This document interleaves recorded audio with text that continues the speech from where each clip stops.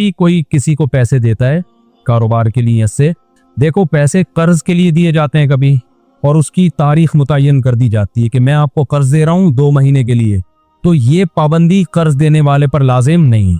2 महीने के लिए कर्ज दिया, अगले दिन आपकी तो मीटर घूम गया, आपने कहा वापस, तो आपको हक हासिल है क्योंकि आपका पैसा है, जब चाहें आप वापस मांग सकते। तो ये 2 महीने 4 महीने महज एक अखलाकी पाबंदी होगी, शरअन इसकी जिम्मेदारी लाजिम नहीं है। जिसका पैसा हो उसको हर वक्त इख्तियार है, उसने कहा था 1 साल बाद लूंगा लेकिन कल भी वापस मांग सकता है। हाँ, सामने वाला अगर मजबूर है, मोहताज है, देने की कुदरत नहीं है, तो फिर इस्लाम ने तरगीब दी है फनज़िरतुन इला मईसरा, उसे कुछ वक्त मोहलत दी, अखलाकी पाबंदी है। तो और अगर बिजनेस के लिए पैसा दिया है तो फिर इसकी 2 सूरतें हैं। अगर आपने पहले से एग्रीमेंट किया है कि मैं आपको कारोबार के लिए पैसा दे रहा हूं और 1 साल तक पैसा निकालूंगा नहीं, तो फिर 1 साल की पाबंदी लाजिम। और अगर ऐसी कोई बात नहीं हुई थी भाई पैसा दे रहा हूं तो वो जब चाहो वापस निकाल लो। अलबत्ता अगर वो पैसा कहीं इन्वेस्ट कर चुका है और फौरी निकालने में इसका अच्छा खासा नुकसान हो रहा है, तो फिर हम उसको इतनी मोहलत देंगे कि जो एसेट्स हैं वो बिक सकें मुनासिब रेट पर, ठीक है ना। तो उतनी वो एक जो मजबूरी में जितनी गुंजाइश दी, वो उसकी तफसील फिर उलमा से आप पूछ सकते हैं, यानी जितनी मजबूरी में उसको गुंजाइश देना बनता है, लेकिन हर वक्त अपना पैसा वो निकाल सकता है। तो शौहर ने बीवी से पैसे लिए थे कारोबार के लिए, बेगम का दिमाग घूम गया क्योंकि सालों को पता चल गया होगा, उन्होंने बोला होगा क्यों दिए, हम जब हैं, एक मिसाल दे रहा हूँ, अभी ये तो किसी खातून ने पूछा है ना, बोलेंगे यार मेरे भाइयों को बदनाम कर रहे हो, इनकी बात मैं नहीं कर रहा, इनके अलावा की बात कर रहा हूँ। तो होता यही है आम तौर पर, जब बेगम शौहर को पैसे देती है, बेगम के भाइयों को पता चल जाए तो उनका मीटर शार्ट होता है। शौहर तो बीवी को देता ही नहीं कारोबार के लिए पैसे आमतौर पे, ठीक है ना, लेकिन उल्टा होता है कि मामला बीवी शौहर को दे देती है बाज दफा।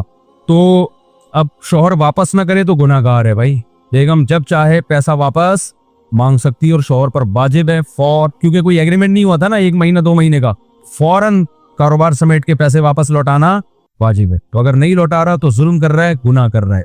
आइंदा मियाँ को चाहिए पैसे लेते हुए 100 दफा भाई किसी भी वक्त वापसी का मुतालबा हो सकता है। असल में लोग मामलात में साफ नहीं है, यही तो हम चीख रहे हैं। मैं सोच रहा हूँ किसी दिन वर्कशॉप करवाऊं, बिठा के ना मामलात लिखना अपने बच्चों की जैसे ABCD लिखवाया जाता है ना, ऐसे सिखाऊं, बहुत भाई खैर सी वर्कशॉप करवाऊं। मैं पूछूं आपके पास क्या क्या है, आपके घर में फ्रिज किसका है, फ्रिज तो पता नहीं, क्यों नहीं पता भाई, मर गए तो 50,000 का तो ये फ्रिज है, किसको विरासत मिलेगी, लिखो ये किसका है, हर चीज तय करो। इतना पैसा कारोबार में इन्वेस्ट किया हुआ है, आप मर गए तो वो किसको मिलेगा, पता ही नहीं भाई किसको मिलेगा, क्या मिलेगा, बस यही कि मैं क्यों मरूं, किसने कहा मैं मर रहा हूं। अरे भाई मैंने अच्छे दीनदार लोगों में तलवारें चलती हुई देखी हैं, लड़ाई होते हुए देखी है। अब तो मैं YouTube चैनल वालों से कहता हूं, जो यूट्यूबर्स हैं, ये लोग भी पैसा कमा रहे हैं ना, तो जो चैनल का, जैसे मैंने बताया ना, जो मेरा एडमिन है YouTube पे, उनको मैंने फोन किया, भाई ये चैनल तो सारा आपके कंट्रोल में है, पासवर्ड आपको मालूम है, तो मर गए तो पासवर्ड तो खबर में चला जाएगा, तो बयानात के लिए क्या दूसरा चैनल बनाएंगे। तो मैंने कहा भाई कौन है आपके बाद नामजद, हालांकि जवान लड़के हैं माशाल्लाह, अहमद तालिब, अल्लाह उनकी उम्र में बरकत है, बड़ा काम किया उन्होंने, सारा चैनल वही चला रहे हैं बड़े इखलास के साथ। तो मैंने कहा मर गए तो कौन इसको संभालेगा, तो उन्होंने क्योंकि बयान सुने हुए अल्हम्दुलिल्लाह, उन्होंने बताया कि मुझे बताया फला बंदे से राब्ता कर लेना, वो चलाया, उसको पासवर्ड बताया हुआ है। और पासवर्ड भी ऐसे आदमी को नहीं बताया जाता कि पता चला वो एक नई टेंशन खड़ी हो गई। तो ये सारे चीजों पे वर्क करना चाहिए, हम तो सोचते रहते हैं अल्लाह का शुक्र है। उनको मैंने बताया मैं मर गया तो क्या होगा, आप मर गए तो, मैं हर वक्त जो भी मुझसे मिलता है ना, कोई मामला करता है, मैं पहला सवाल पूछता हूँ मर गया तो क्या होगा, तो मुझे पहले इसका जवाब दो, क्योंकि बड़ी पेशी दीनदारों में बड़ी लड़ाइयां हो रही हैं। तो अब YouTube की बात आई है तो ये भी एक मुसीबत है। मैं जो बड़े बड़े यूट्यूबर्स हैं जो पैसा भी ठीक ठाक कमा रहे हैं, उनसे पूछता हूं तुम मर गए तो क्या होगा, ये पैसा किसको मिलेगा, उनके पास इस सवाल का जवाब नहीं है। खासतौर पे जो दीनदार लोग हैं ना, तो भाई ये कोई ट्रस्ट में दे दो या क्या है, इसके बाद कौन चलाएगा, कौन इसका वाली वारिस है, किसी के पास इस सवाल का जवाब नहीं होता। खानदानी लड़ाइयां हो जाएंगी। अभी तो यूट्यूब नए आए, इतनी मौतें नहीं हुई है, क्योंकि मैंने कहा भाईजान ये तो अभी मुस्तकबिल में एक नई जंग छिड़ेगी कि यूट्यूब का ओनर मर गया तो ये चैनल बीवी का है, बच्चों का है, विरासत जारी होगी, क्या होगा, किसी को इस सवाल का जवाब आमतौर पे पब्लिक को मालूम नहीं है। और फड्डे सामने आना शुरू हो गए, केसेस आना शुरू हो गए। मैंने तो पेशगोई की थी, केसेस भी सामने आ गए हैं। यदि फला का इन्ना लिल्लाह हो गया, उनका चैनल पे लड़ाइयां हो रही हैं, क्योंकि मशहूर चैनल हो गया और फला कह रहे मैं ये इसका इस वीडियो का ओनर मैं हूं, वो कह रहा है ये कॉपीराइट का हक वो तो यूट्यूब ने दिया हुआ होता है जिसको, लेकिन शरई तौर पर कौन है? नहीं यार ये बात देखो, एक मेरा प्लॉट है, मैं अपने बड़े बेटे के को वसीयत करके चला जाता हूं कि मेरे बड़े बेटे को ये प्लॉट मिलेगा मेरे मरने के बाद, तो कानूनी तौर पर बैनुल अक़वामी कानून ये कि बड़े बेटे को मिलेगा। शरीयत इस कानून को नहीं मानते। वैसे यूट्यूब का भी ये कानून है शरी, समझ में नहीं आ रही बात कि आपके मरने के बाद ये है किसका? अगर अर्निंग, क्योंकि बहुत से चैनल तो मोनेटाइज हुए हुए हैं ना, जो लाखों रुपए कमा रहे हैं, मैं उनसे कहता हूँ मर गए तो किस ये पैसा किसके पास जाएगा? जिसको पासवर्ड मालूम है उसके पास जाएगा। नहीं यार ये बात, तो ये सब चीजें पहले हल करने की होती हैं। दुनिया से दिल ना लगाओ, मामलात क्या रखो एक नंबर, हर वक्त मैं मर गया तो बस। जिसको इस सवाल का जवाब मालूम नहीं है मखंचू है वो, उसको अजायब घर में वो अपने बाद वाले लोगों को एक लामुतनाही जंग में डाल के जा रहा है। जब प्लॉट में ऊपर आपका मकान बना हुआ है, मंजिला बेटा ऊपर एक पोर्शन बनाना चाहता है, जुम्मे में भी मैंने बहुत डिटेल में बात की है इस पे। मंजिला बेटा, क्योंकि मंजिले का इसलिए कह रहा हूँ, बड़ा वाला तो अमेरिका जा चुका होता है पढ़ लिख के, छोटा वाला अभी स्टेबल नहीं, तो मंजिले सारे मसले खड़े कर रहे होते हैं। मंजिले क्या कर रहे होते हैं? वो ना इधर के ना इधर के होते हैं। तो वो कह रहा है मैं ऊपर अब्बू इस पोर्शन के ऊपर क्या बनाऊंगा? एक घर बनाऊं। तो फौरन उससे पूछो कि ये आपने इसके ऊपर एक घर बना लिया, नीचे वाला तो अब अब्बा का हो गया, फर्ज करो अब्बा का इंतकाल हो गया, फिर क्या होगा? क्योंकि नीचे वाला पोर्शन तो विरासत में क्या हो जाएगा? मुश्तरक। जब मुश्तरक हो गया, एक भाई का मीटर घूमा, उसने बोला मैं इसे बेचता हूं, मुझे मेरा हिस्सा चाहिए, क्या ख्याल है भाईजान? या 2 का मीटर घूम गया, उन्होंने कहा हम इसे बेचते हैं, हमें क्या चाहिए? हिस्सा। आपने ऊपर वाला इसलिए बनाया था कि नीचे अब्बा अम्मा रहते हैं, अजनबी को नीचे आप बर्दाश्त नहीं करोगे, क्योंकि सीढ़ियां अपने अंदर से ही, कोई एंट्रेंस अलग से तो है नहीं। इन किसी भी चीज का जवाब पब्लिक के पास बस भेड़ चाल चल रहा है, ऊपर उसने बना दिया, ऊपर उसने बना दिया, ऊपर उसने बना दिया। फिर हम कह रहे हैं हम सबका बना रहे हैं, ऊपर हम सबका बन रहा है, सबका बन रहा है। अब देखो ऐसे केसेस हो रहे हैं, अब्बा का इंतकाल हुआ, एक पोर्शन है, सब मुश्तरक रह रहे थे, पैसा एक ने ज्यादा लगाया है, उसमें पैसा किसने ज्यादा लगाया? एक ने। इसलिए कि अभी तो सब रह रहे हैं, ओ भाई जब अलग होगे तो फैसला करो कि जिसने ज्यादा पैसा लगाया है इसको अलग से मिलेगा कि नहीं मिलेगा। इस सवाल का जवाब पब्लिक के पास नहीं होता, फिर मुफ्तियों को परेशान करते हैं। अब होता पता है क्या है? मुश्तरक घर बना दिया ना लोगों ने, कर क्या रहे हैं? घर बना दिया, मंजिले बेटे ने, उसमें किचन मंजिले बेटे ने बना दिया, उसको खाने पीने का ज्यादा शौक था। वॉशरूम बना दिया छोटे ने, क्योंकि उनका अक्सर टाइम कहाँ गुजरता था? वॉशरूम पे। उसने उसको चाहिए वॉशरूम अच्छा। जो मंजिले को कब्ज रहता है उसको वॉशरूम में दिलचस्पी, उसको किचन में दिलचस्पी है, किचन उसने अच्छा बना दिया। एक ने वॉशरूम पे पैसा लगाया, क्योंकि उस वक्त ये दिमाग में है ही नहीं कि हम मरेंगे और जुदा होंगे और विरासत तकसीम होगी, उस वक्त ये रह रहे हैं भाई, इसने नलका लगा दिया, उसने किचन बना दी, क्या जा रहा है? अब अचानक सिचुएशन चेंज हो जाती है। जब एक की आपने शादी की तो बीवी ऐसी मिली है कि इसको अलग करो भाई, इसको जॉइंट फैमिली में रखने का नहीं है। अब अलग करेंगे, वो बोलेगा मैंने लैट्रीन में इतना पैसा इसलिए थोड़ी लगाया था कि मैं किसी और लैट्रीन में जाके बैठूं। बात आ रही है, मुझे पैसा दो। तो दूसरे बरसा कहते हैं पैसा अपनी खुशी से लगाया है ना, कर्ज थोड़ी दिया था। नहीं यारी बात। तो हम फिर उस मंजिले से कहते हैं, मंजिला कहता है मैंने 5 लाख रुपए लगाया इसमें, तो हम उससे पूछते हैं लगाते हुए क्या कहा था आपने? मैं कर्ज दे रहा हूं, वापस लूंगा, ये कहा था? और अगर कहा था तो सामने वाली पार्टी ने इस रकम को एज ए कर्ज कबूल किया था? सिर्फ बोलने से थोड़ी होता है। कर्ज जब आप दे रहे हैं तो अगला माने भी तो कि मैं कर्ज ले रहा हूं। अरे आप मुझे लाके 5 लाख रुपए पकड़ा दें मुझसे, अब ये लो, ये कर्ज ले लो। मैं कहता हूं भाई मैं क्यों कर्ज लूं तुमसे? कर्ज जबरदस्ती थोड़ी होता है। अगला मानेगा कि मैं कर्ज के तौर पे ले रहा हूं, जब आपको जरूरत होगी वापस करूंगा, इसकी कोई वजाहत नहीं। अच्छा जी, मैं फी सबीलिल्लाह लगा रहा हूं, वापसी नहीं है, तो फी सबीलिल्लाह लगाया था तो फिर अब वापसी, अब आप जहां मर्जी रहो, ये तो क्या हो गया?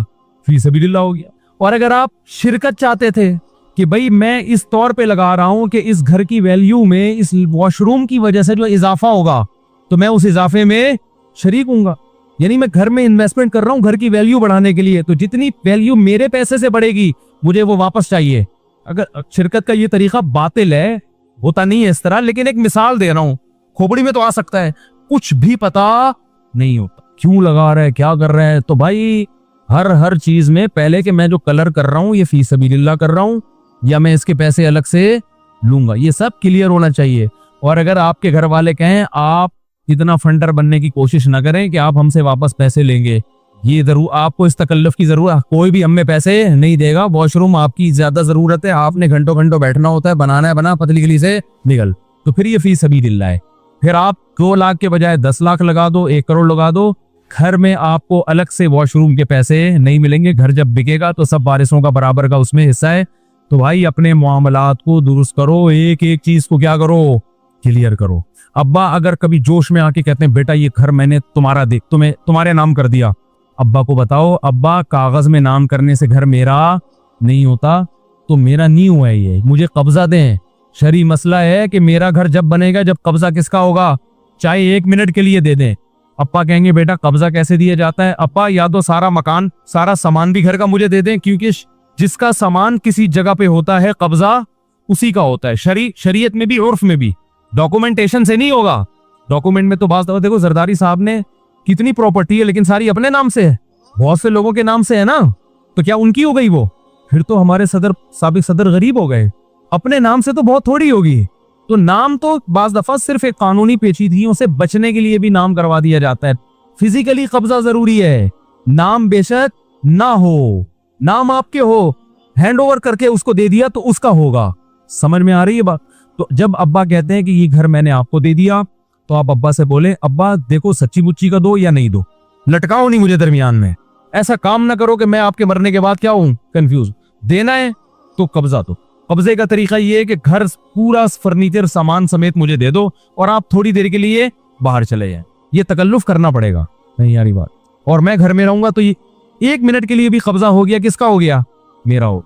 और अगर सामान समेत नहीं देना चाहते तो फिर आप अपना सामान सारा घर से बाहर निकालें। अब्बा को आएगा गुस्सा कि कैसी बातें कर रहा है, तो फिर अगर गुस्सा आने का खतरा है तो अब्बा से बोलो अब्बा आपने मेरे नाम कर दिया, लेकिन वैसे जनरल नॉलेज के लिए बता रहा हूँ कि मेरा हुआ नहीं है, इसमें विरासत जारी होगी। फिर अब्बा को टेंशन नहीं दो बिला वजह की कि घर से बाहर निकलें, घर में आ जाएं, सामान निकालें, कोई टेंशन देने की जरूरत नहीं है।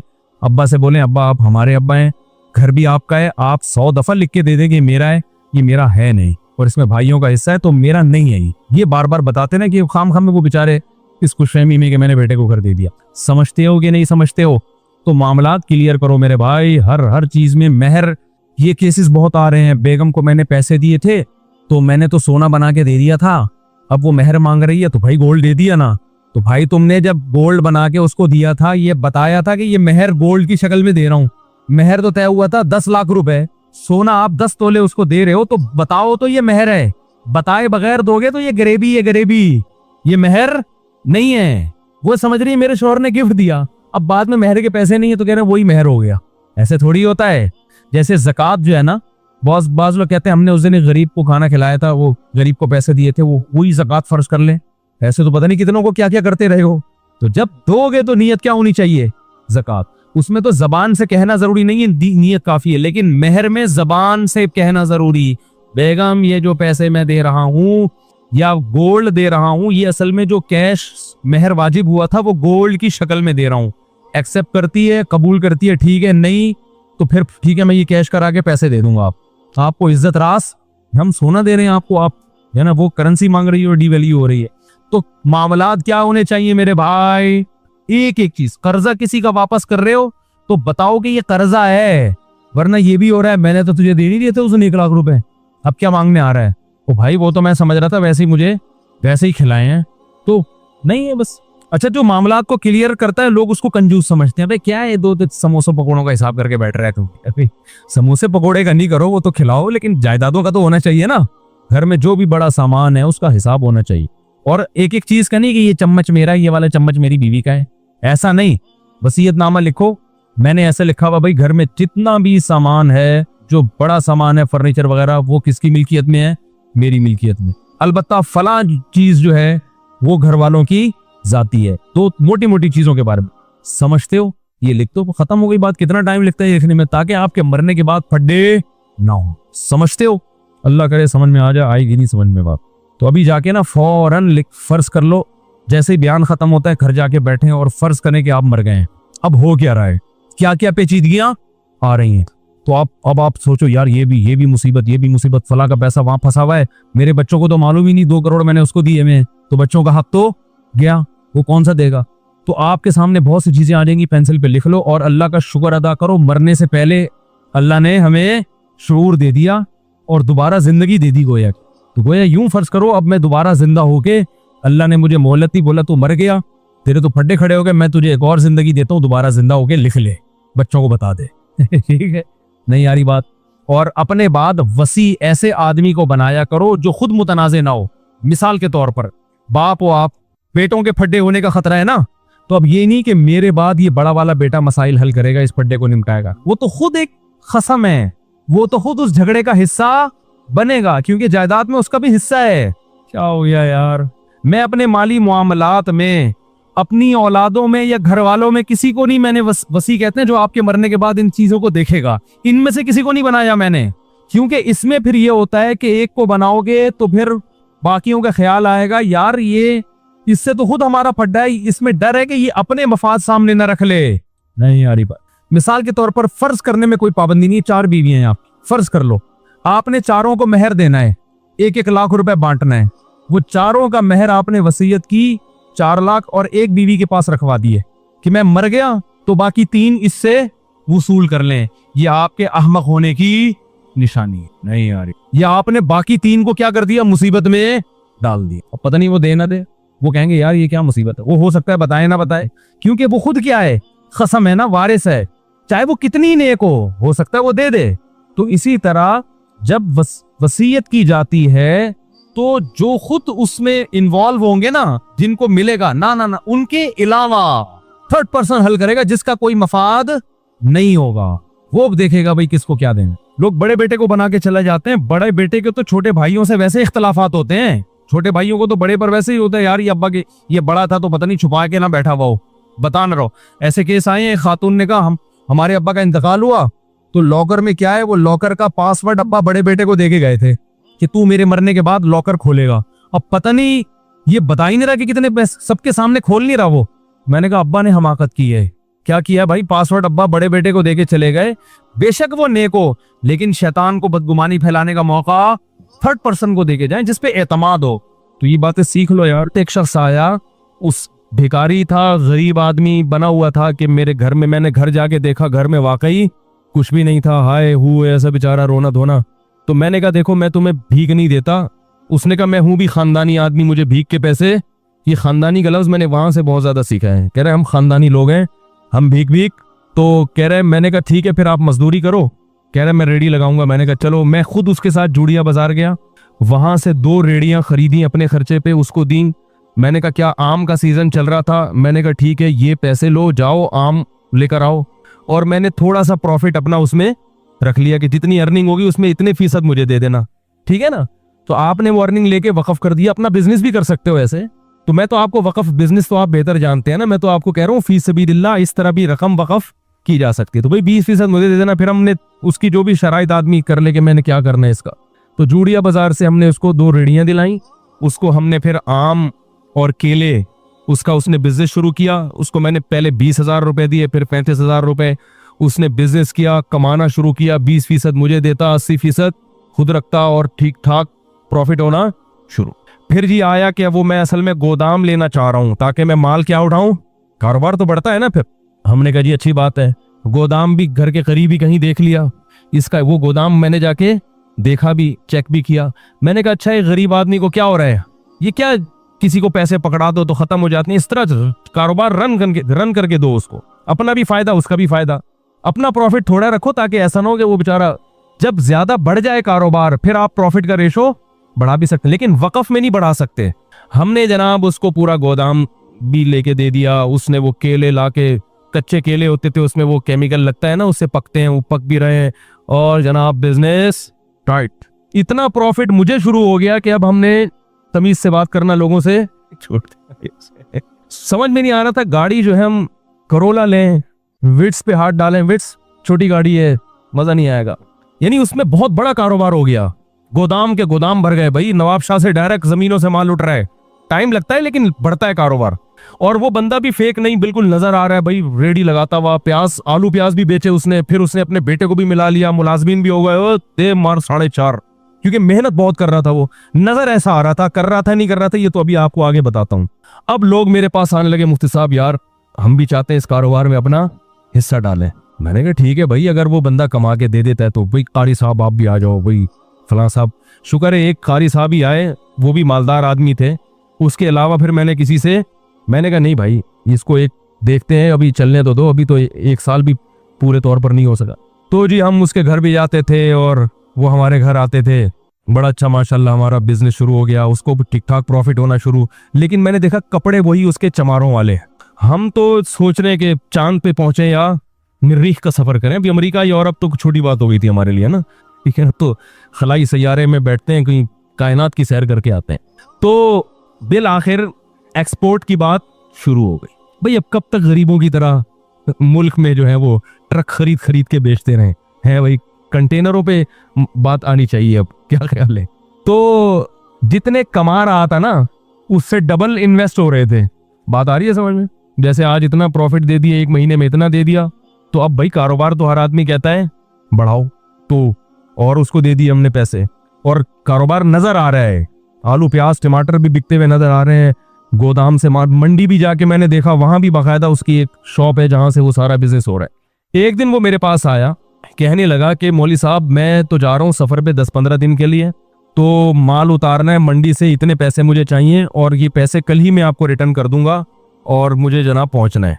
तो मैंने दे दिए उसको। मैंने कहा यार ये मेरे हज के पैसे हैं, क्यों हज की दरख्वास्त में देने वाला था, ये लेके कहीं ऐसा ना कह रहा यार मुसलमान किसी के हज के पैसे खाएगा। हमने ऐसे ऐसे हराम खोर दुनिया में देखे हैं कि आपको हम क्या बताएं। उसका बेटा वो बीमार बना हुआ था, उसने कहा यार हज, हमने क्या कलमा नहीं पढ़ते? बयानात में भी बैठता था वो आके और कहता था हम सैयद हैं, और कहता मुफ्ती साहब के पैसा पकड़ाने से पहले ये देखो कि बंदा खानदानी है या नहीं है। समझ रहे? ये बड़ी गिनतियां सीखी हुई होती हैं, तभी किसी की चिकनी चपड़ी बातों में मत आओ। तो हमने वो उसको दे दी। हमने कहा चलो कल मंडी में मिल ही जाएंगे। उस बंदे ने रात को महल्ले वालों की जितनी जेबें नचोड़ सकता था सबकी जेबें नचोड़ी। दुकान से जो जनरल स्टोर था उससे 2-3 महीने का राशन उठाया। उसने कहा पड़ोसी ये कल दे देगा पैसे। किसी से चलते हुए किसी से अगर उम्मीद थी ना 50 रुपए मिल जाएंगे उधार, तो उससे 50 रुपए भी लिए, किसी से 500 लिए, किसी के 1 लाख, हमारे तो लाखों रुपए लिए हुए थे। हर आदमी से जितना नचोड़ सकता था उसने नचोड़ा। स्टैम्प पेपर पे जो हमारा एग्रीमेंट हुआ था वो लिखा हुआ था उसके अंगूठे के साथ, यानी मेरा तो उससे जो पैसों का लेन देन था रिटर्न भी था ना सारा, अंगूठा भी, आईडी कार्ड भी, सब कुछ। अब जनाब वो अंगूठा लेके अब तक मैं 10 साल से बैठा हूं। वो अंगूठे का क्या करेंगे भाई? क्या ख्याल है? अंगूठे से कुछ होता है? खैर जी हम अगले दिन जब पहुंचे तो कोई बंदा ही नहीं था।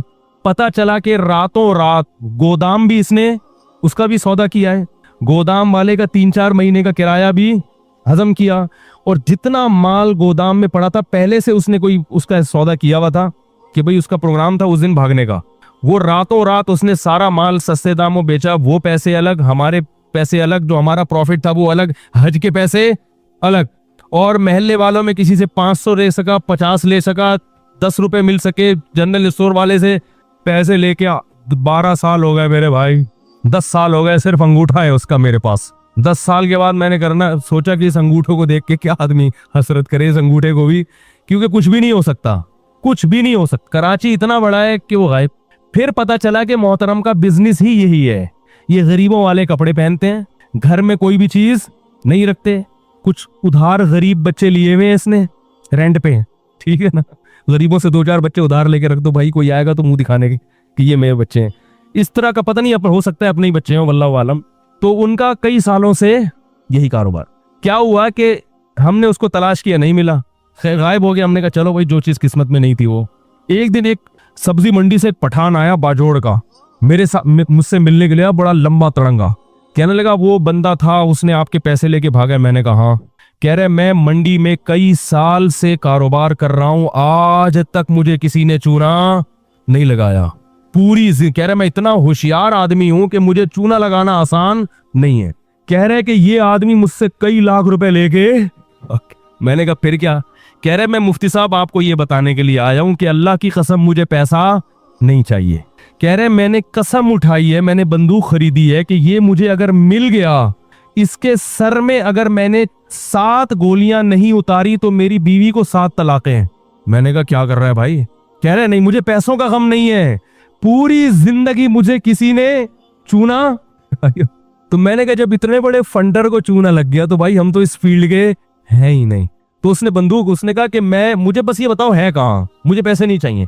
कह रहे मैंने उसके सर में कितनी गोलियां उतारनी है, नहीं उतारी तो मेरी बीवी को तलाक है। तो इसलिए ये जो रेडी वेडी का मैं कह रहा हूँ ना, वकफ करें, किसी गरीब को रेडी लेके दे दें तो वो गरीब हो। बहुत, मैं ये नहीं कह रहा कि सारे फ्रॉडी ही होते हैं, लेकिन वाकई देखें इस फील्ड में फ्रॉडियों का रेशो, बोलो भाई, ज्यादा है। तो अल्लाह का शुक्र है हमने किसी का पैसा लगाया नहीं था, और अगर किसी ने लगाया भी तो हमने कहा भाई हम अपनी जिम्मेदारी, लालच नहीं की, तो वो जितना नुकसान हुआ था वो हज भी गया। हज फिर बाद में किया हमने, लेकिन वो 2-3 साल तक क्या हो गया, नहीं कर सके हम। तो वकफ करें, लेकिन लोगों को पहले क्या करें, परखें। तो कोई गरीब आता है, बोले भाई ये काम है, ये कर लो। एक गरीब आया कुछ पैसे मांगने, मैंने कहा कोई मुलाजमत क्यों, कह रहे नहीं। मैंने कहा ये ऐसा है, कचरा गली में पड़ा हुआ है, ये उठा के वहां फेंको और मैं आपको इसके 500 रुपए दूंगा। उसने पूरी गली साफ कर दी। हमने उसको, हालांकि 500 बनते नहीं है, लेकिन हमने उसको कितने दे दिए। तो भाई अगर वो वाकई मेहनत कर रहा है, इसका मतलब क्या है, ये बोलो भाई मुस्तहिक। तो मैंने कहा ये जितना कचरा पड़ा है ना, एक शॉपर लो, उसमें सारा कचरा डाल के फेंक दो, गली को क्या कर दो, साफ कर दो। तो ये अमल से एक तो गली साफ हो जाएगी, नंबर 2 ये इसकी अलामत होगी वाकई मुस्तहिक है। जो इतना गरीब होता है उसके फिर इतने नखरे नहीं होते कि मैं क्यों करूं, जब नहीं करो तो जाओ निकलो यहां से भाई। दुकान पकौड़ों की और बातें करोड़ों की, वो इतना ऊंचा सर के नहीं, हम नहीं करेगा। तो आप इसका मतलब फिर आप, या तो इज्जत आपको बहुत प्यारी है तो फिर भीख क्यों मांग रहे हो, क्या ख्याल है भाई। अगर वो कहे मैं ये काम नहीं कर सकता, तो फिर ये भीख वाला काम तो उससे ज्यादा घटिया है। कचरा साफ करके फेंकना कचरा कुंडी में, ये घटिया काम इतना घटिया नहीं है जितना लोगों के सामने हाथ फैलाना। तो अगर इज्जत का ख्याल है कि भाई मैं ऐसा काम नहीं करूंगा जिससे इज्जत जाती है, तो फिर भीख भी ना मांगो, फिर बोलो भूखा मर जाऊंगा, किसी के सामने हाथ नहीं फैलाऊंगा। देखो आइंस्टाइन का नजरिया इजाफत है, पता है आपको, ये बहुत अहम बात है। आइंस्टाइन से मैंने बहुत, एक न्यूटन से बहुत कुछ सीखे, आइंस्टाइन से बहुत कुछ सीखे। साइंसदान तो उससे कुछ और सीख रहे होते हैं, हम कुछ और निकाल रहे होते हैं उससे। आइंस्टाइन का एक नजरिया इजाफत है कि इस कायनात में किसी भी हकीकत को समझना हमारे लिए मुमकिन, उसका मैं अपने अल्फाज में एक्सप्लेन कर रहा हूं। ये बहुत अहम बात है, अच्छी तरह खोपड़ी शरीफ में बिठा लो। इस कायनात में ना किसी भी चीज को की हकीकत को बयान करना मुमकिन नहीं है। हम किसी भी चीज को समझते हैं उसके अपोजिट से, उसके जोड़े से। ये मैं देसी स्टाइल में समझा रहा हूं, मैं कोई साइंसदान या प्रोफेसर तो नहीं हूं ना यूनिवर्सिटी का। मिसाल के तौर पर हम जो कहते हैं ये चीज गर्म है, तो गर्म किसके मुकाबले में, ठंडे के मुकाबले में। ये ठंडी है तो किसके मुकाबले में, गर्म। वरना ठंड को खुद से कोई एक्सप्लेन कर सकता है, नामुमकिन है। हम कहते हैं ये इसका वजन 10 किलो है, तो ये 10 केजी हमने एक यूनिट फर्ज की हुई है कि 1 केजी इतना होता है, उसके लिहाज से ये कितना है 10 केजी। वरना केजी क्या है, खुद क्या है वो। मीटर हम कहते हैं एक स्टिक है जो किसी जगह रखी हुई है, पता नहीं लंदन में अमेरिका में कहां, वो फर्ज की हुई है कि ये 1 मीटर होगी। तो हर चीज को मूवमेंट क्या है, एक चीज तेज चल रही है, एक आहिस्ता चल रही है, तो भाई तेज जो चल रही है वो उसके मुकाबले में तेज कहेंगे जो उसकी निस्बत आहिस्ता चल रही है। हरकत खुद क्या, देखो हम यहाँ साकिन हैं, आराम से बैठे हुए, लेकिन हम बैठे हुए नहीं हैं। जमीन तो घूम रही है, तो हम बैठे हुए कहां से हैं, हम भी तो जमीन के साथ घूम रहे कि नहीं घूम रहे। लेकिन हम अपने आप को साकिन कहते हैं। वजह उसकी है कि आपके मुकाबले में ना, मैं आपके मुकाबले में एक जगह टिका हुआ, आप मेरे मुकाबले में एक जगह टिके हुए। लेकिन अगर हम दूसरे सैयारों से मुकाबला करना शुरू कर दें तो हम में से कोई भी टिका हुआ नहीं है। 1 सेकंड में 6-7 किलोमीटर हम, अब जो बात मैंने शुरू की थी ना, तो उसके बाद में 14 किलोमीटर का फासला तय कर चुका हूं। हकीकत है, कोई भी रुका हुआ नहीं है। तो हम हमेशा एक चीज को दूसरी चीज के अगेंस्ट समझते हैं। तो अल्लाह मियां ने जो जोड़े पैदा किए ना, मर्द और औरत के, मर्द है औरत के अगेंस्ट, औरत है मर्द के अगेंस्ट। अगर मर्द ना होता ना तो औरत नहीं होती, औरत ना होती तो मर्द नहीं होता। इसी वजह से मर्द को अपने मर्द होने का एहसास शादी के बाद होता है, जब उसकी बीवी आती है, कंपेयर करता है ना फिर वो। और औरत को अपने औरत होने का पूरा एहसास कब होता है, जब वो किसी की बीवी, जब जोड़ा बनेगा तो मर्द बनेगा ना, औरत बनेगी। तो ये इतनी जरूरी चीज है निकाह करना। अगर आप जवान हो गए और आप निकाह नहीं कर रहे हैं, मैं हल्फिया बोलता हूं, इस बात का पूरा इम्कान है आपकी फीलिंग चेंज हो जाए, पूरा इम्कान है। क्योंकि आप कंपेयर अपने आप को, आपकी कोई दुल्हन ही नहीं होती, आपको जो अपने जैसे मिल रहे हैं और आप गलत राह पे चल पड़े, तो आदमी होते हुए भी आपको औरत होने का एहसास हो सकता है। कोई होमोसेक्सुअलिटी का आदी आदमी हो, उससे पाला पड़ गया है, तो वो तो सारा मामला ही, फितरत ही बर्बाद हो जाएगी। तो लूत अलैहिस्सलाम की कौम के साथ यही तो हुआ था। वो लड़कों से बदफेली की आदत हो गई उनको, क्योंकि बीवी शादी की नहीं उन्होंने, शादियां देर से करते थे। तो जब लड़कों की आदत हो गई तो उनकी फीलिंग क्या हो गई, चेंज। तो उन्होंने कहा हमें औरत में दिलचस्पी नहीं है, कि औरत में दिलचस्पी तो मर्दों को होती है ना, और मर्दों में दिलचस्पी औरत को होती है। तो जब औरत में औरत पना खत्म, मर्द में मर्द पना खत्म, तो फीलिंग क्या हो गई? चेंज।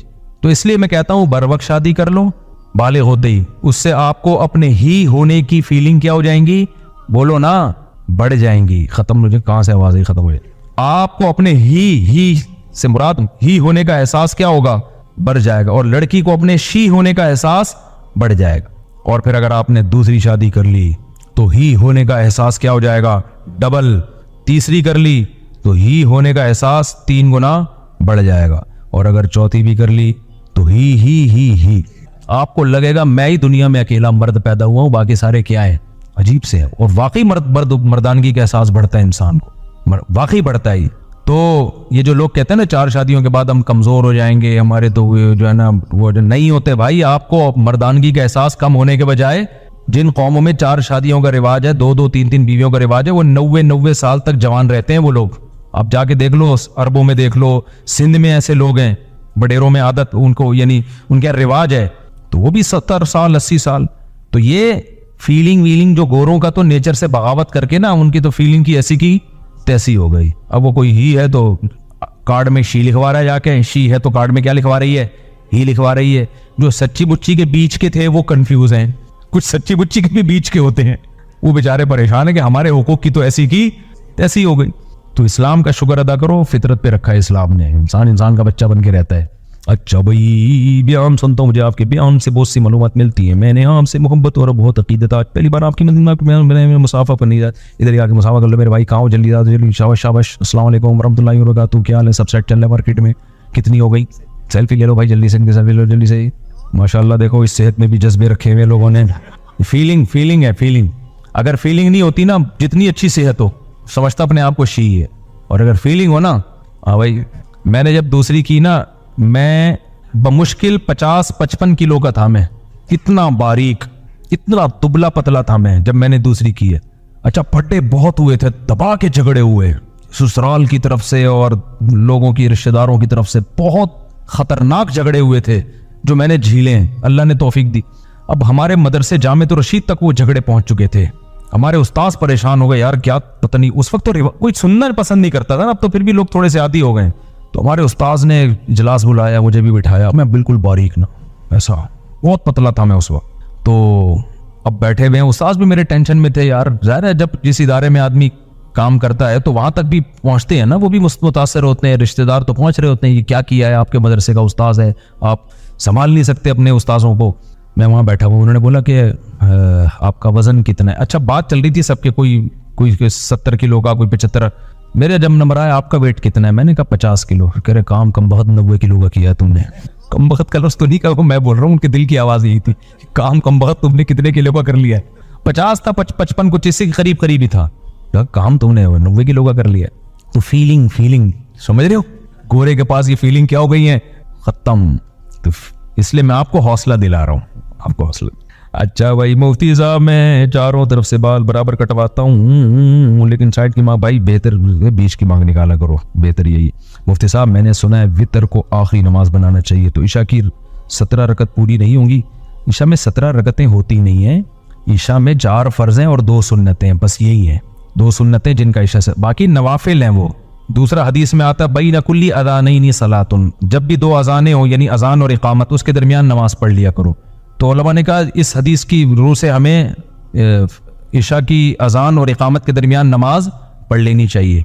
इस हदीस की रूह से नफिल है, पढ़ लेनी चाहिए, अच्छी बात है। तो अब कितनी पढ़नी चाहिए? तो हदीस में कोई तस्करा नहीं है कि कितनी पढ़नी चाहिए। उलमा ने कहा क़यास किया है कि देखो फजर से की 2 रकतें होती हैं, तो उससे पहले भी कितनी है? 2 है। ज़ोहर की 4 रकतें होती हैं, उससे पहले भी कितनी है?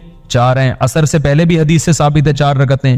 तो इससे पता चलता है ईशा की 4 हैं, तो एहतियातन कितनी पढ़ लो? 4 पढ़ लो। लेकिन ये कोई ये सुन्नत मुअक्कदा नहीं है, नहीं भी पढ़े तो भी ठीक है। सुन्नत मुअक्कदा जो है ना, वो सिर्फ ईशा के बाद 2 सुन्नतें, उसके बाद नवाफिल भी, वो तो जितने 2 पढ़ो, 4 पढ़ो, 10 पढ़ो, नहीं भी पढ़ो तो भी ठीक है, वो हर आदमी की अपनी गरीबी है। तो उलमा ने कहा कम से कम 2 नफिल पढ़ लो, बेहतर है। तो ये नफिल के तौर पर कह दिया उन्होंने, कोई ऐसा नहीं है। फिर वितर तो रात की नमाज है, वितर ईशा के बाद इसलिए पढ़े जाते हैं कि ऐसा ना हो क़ज़ा हो जाए, क्योंकि वितर के बारे में बहुत शदीद वईदें हैं हदीस में। तो वितर छोड़ने की इजाजत नहीं है, इमाम अहमद बिन हम्बल जो इमाम बुखारी के उस्ताद हैं, उनका तो कौल है कि जो वितर की नमाज छोड़ दे उसकी गवाही जायज़ नहीं है। आजकल ऐसे स्कॉलर्स भी आए कह रहे हैं वितर। एक आदमी ने बताया कि हमारे गांव में लोगों ने वितर पढ़ने छोड़ दिए, किसी ने कहा है कि बस 5 नमाजें फ़र्ज हैं और बाकी सब गरीबियाँ हैं। तो ऐसा नहीं है, सुन्नत मुअक्कदा की भी वैल्यू है और वितर तो लाजिम है। कोई भी इमाम इसका कायल नहीं है कि वितर छोड़ने की इजाज़त हो। हाँ, अल्फाज का इख्तलाफ है, किसी ने सुन्नत मुअक्कदा का, किसी ने वाजिब का, लेकिन ज़रूरी सबके नज़दीक ही है। तो अब वो इसका इशा से ताल्लुक़ नहीं है। पूरी रात में जब चाहे पढ़ो, हदीस में आता है सबसे आखिर में वितर पढ़ो।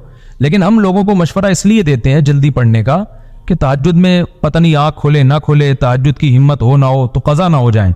और ये भी हदीस से साबित है। हज़रत अबू हुरैरा चूँकि देर से सोते थे, तालिब इल्म थे, तो फरमाते हैं मुझे नबी ने वसीयत की थी मैं हमेशा वितर पढ़ के सोया करूँ मैं, ताकि वितर क़ज़ा ना हो। तो जिसको क़ज़ा होने का डर हो तो वो पढ़ ले, फिर रात को तहज्जुद में आँख खोले तो उसके बाद भी पढ़ ले। तो बेहतर है कि वितर आखिर में पढ़ें, लेकिन ये कोई वाजिबी हुक्म नहीं है। अगर पहले पढ़ लिए तो उसके बाद भी हो सकता है। तो 17 रकतें इस तरह से बनाई हैं कि 4 पहले, फिर 2 बाद में, और खुद ईशा की 4, तो 4 दूनी 8 और 2 6, फिर 3 वितर। अच्छा, फिर वो 2 नफिल और पढ़ लेते हैं तो 8 हो गए, 3 वितर कितने हो गए? 11, 12, 13 बन रही हैं। ये 17 तो नहीं बन रहे। 17 कहाँ से आ गया? फिर 4 पहले, फिर 4 फर्ज, 8, 9, 10, 11, 12, 13, 14, 15, हाँ फिर वितर के बाद भी 2, 17। तो इस तरह से तो ये लाजमी नहीं है। असल जो ईशा की रकतें हैं सिर्फ 6 रकतें, 4 फर्ज और 2 सुन्नत। तो हल्की हो गई ना नमाज बहुत। अब बच्चों को जब 17 बताते हो तो बेहोश हो जाते हैं। गैर मुस्लिम नया नया मुसलमान हुआ, आपके ईशा की 17 रकतें, वो क्या गाएगा? गया काम से यार, एक ईशा ही पढ़ता रहूंगा मैं सारी दिन। तो उसको बताओ 4 फर्ज पढ़ लो और 2 सुन्नतें मुअक्कदा। और ये सुन्नत मुअक्कदा भी कभी थकावट ज्यादा हो, सफर हो, तो उसमें भी छोड़ सकते हो। फिर सिर्फ 4 फर्ज पढ़ लो और 3 वितर पढ़ लो। वितर नहीं छोड़ सकते किसी कीमत पे, समझते हो? तो ये 2 सुन्नत मुअक्कदा अगर कभी छोड़ भी दी जाए ना, क्योंकि सुन्नत मुअक्कदा का मतलब आम मामूल इसका बनाना ठीक नहीं है, लेकिन कभी बहुत ज्यादा थकावट हो रही है या कहीं सफर करना है, निकलना है, जहाज निकलने का खतरा है, ट्रेन नहीं, तो छोड़ दो 2 सुन्नतें, लेकिन आम मामूल नहीं बनाना चाहिए उसका। अच्छा भाई, ये भी हो गया मुफ्ती साहब, रॉन्ग वे जाना गुनाह है क्या? पीछे अबू या नाना बैठे हुए हों तो ये क्या लिखा हुआ है? ट्रैफिक जैम हो और अपनी लाइन में, भाई रॉन्ग वे जाना ठीक नहीं है, लेकिन बाज़ दफ़ा ऐसा होता है कि राइट वे पे कम वक्त जाने ही नहीं दे रहा होता, तो फिर मजबूरन गटर के ढक्कन पे से फुटपाथ पे चढ़ा के गुजारनी पड़ती है। तो मैं तो देखो, रॉन्ग तो ये भी है कि लेफ्ट से आप ओवरटेक करें, ये भी इलीगल है, लेकिन 20 दफ़ा ऐसा होता है कि राइट से ओवरटेक करने के लिए हॉर्न पे आप उंगली रख के दबा के खड़े हो जाओगे ना, वो नहीं हटेगा। तो ऐसी सूरत में तो बस फिर उसी के पीछे पीछे जाते रहो, तो फिर रॉन्ग ही करना पड़ता है। तो ऐसी सूरत में गुनाह गवर्नमेंट को होगा जो कानून पर लोगों को चला नहीं रही है। तो उसका नतीजा क्या निकलता है कि जो चलना चाह रहा है वो भी नहीं चल पाता। अब आप कहीं जा रहे हो हॉस्पिटल और वो रास्ता ही नहीं दे रहा, तो फिर लेफ्ट से ही जाओगे ना आप, तो मजबूरी है ना, वो हट नहीं रहा। तो कोई ऐसा कानून तो है नहीं मुल्क में कि मोटरसाइकिल वालों को पुलिस मजबूर करे कि आपने जो फास्ट ट्रैक है उस पर नहीं चलना। तो सारे गधा गाड़ी वाला फास्ट ट्रैक पे चल रहा होता है, लैंड क्रूजर वाला वो वाले ट्रैक पे चल रहा होता है। तो वो अगर गधा गाड़ी वो सही ट्रैक पे चलेगा तो वो गधा गाड़ी आगे वो रास्ता ही नहीं दे रहा होता, और गधे को हटने में टाइम कितना ज्यादा लगेगा। तो बंदा कहता है फिर मैंने लैंड क्रूजर खरीदी क्यों है अगर मैंने गधे के पीछे ही चलना था। मुफ्ती साहब, मैंने सुना सदका सिर्फ लोगों को देते हैं, मस्जिद में नहीं होता है भाई। सदका हर जगह लग जाता है। ज़कात, फितराना, कसम का कफ़ारा, ये चीज़ें मस्जिद में नहीं दी जा सकती। मेरी शादी अब्बू 19 साल में करवा रहे हैं और कुछ होशियार कह रहे हैं कि ऐसे काम मत करो जिससे नज़र लगे। इसका क्या मतलब है? 19 साल तो बेहतरीन उम्र है यार, ख़ानदानी, उसके अब्बा भी ख़ानदानी है जो आपकी शादी करा रहे हैं, बेहतरीन उम्र शादी की। वैसे तो ये भी लेट है, मेडिकल साइंस कहती है 16 साल की जो एज है ना, 16 साल की जो एज, उसमें जो शादी के जज्बात और जरासीम होते हैं वो क़यामत तक दोबारा नहीं लौट। जो 16 साल में जज्बात होते हैं ना, ये डॉक्टरों की रिपोर्ट पेश कर रहा हूं, तो उस वक्त जो शादी में अल्लाह ने लज्जत रखी है वो कभी भी नहीं आती दोबारा। अब वो कम ही होगी, बढ़ेगी। 16 के बाद जो है ना, आहिस्ता आहिस्ता क्या होता है, बहुत स्लोली होता है, लेकिन डाउन ही होता है आगे जाकर। उसके बाद फिर बातें रह जाती हैं, जज्बात रह जाते हैं, और बस वो फिर क्या होता है कि एक दौर आता है, वो जो टेस्टोस्टेरोन लेवल है ना इंसान का, जो हार्मोन्स होते हैं जो इंसान को जवान रखते हैं, वो आहिस्ता आहिस्ता मार्केट से क्या होते हैं, शॉर्ट। उसके बाद उसको शादी पे बयान भी बुरा लगता है। क्या लेके बैठ जाते हो मुफ्ती साहब, क्या किससे लेके? तो सबसे जो पीक की उम्र है जो डॉक्टरों की रिपोर्ट के मुताबिक वो है 16 साल।